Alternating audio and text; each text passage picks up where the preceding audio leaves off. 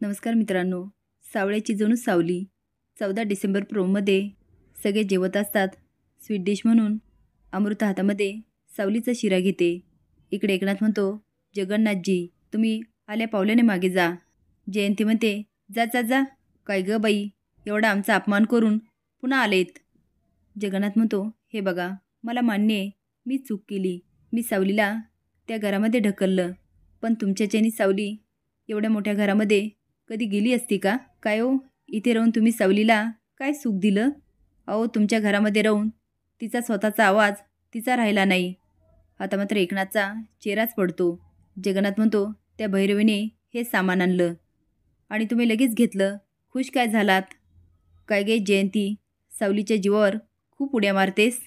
स्वतः दमडी कमवायची अक्कल आहे का? जयंती म्हणते, ओ काय काय बोलताय?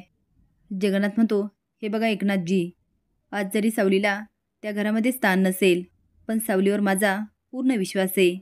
ती तिच्या प्रेमळ स्वभावामुळे एक दिवस सगळ्यांना जिंकणार आणि ही माझी खात्री आहे. तुम्हाला वाटत असेल माझ्या मुलीचा बदला घेण्यासाठी मी सगळं कारस्थान केलं. हो केलं, पण हे विसरू नका की सावलीला पण मी मुलगीच मानतो. आणि हे सगळं करत असताना मी सावलीचा नेहमी विचार केला आणि अजून पण सावलीच्या डोक्यावरून मी हात नाही काढून घेणार. जोपर्यंत सावलीचं कल्याण होत नाही तोपर्यंत मी तिच्या पाठीशी राहणार. आणि सगळ्यांनी एक लक्षात ठेवा, ही नियती आहे, हे भाग्य आहे.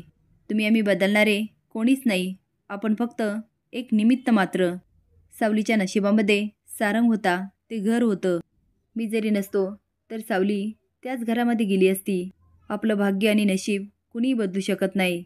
अमृता शिरा वाढत म्हणते, खाऊन बघा नाही, सावलीने बनवला.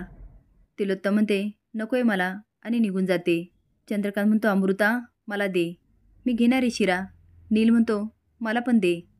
आता ऐश्वर्या आश्चर्याने त्याच्याकडे बघायला लागते. अमृता सारंगला शिरा द्यायला लागते.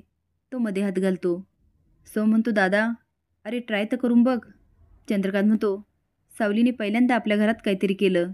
अमृता सारंगला म्हणते, आम्ही शिरा खायलाच आग्रह करतो ना, तू तिचा स्वीकार कर, असं नाही सांगत आहे कुणी.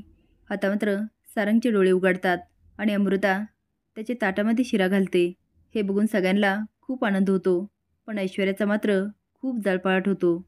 असेच नवीन अपडेट जाण्यासाठी लाईक आणि सबस्क्राईब करा. धन्यवाद.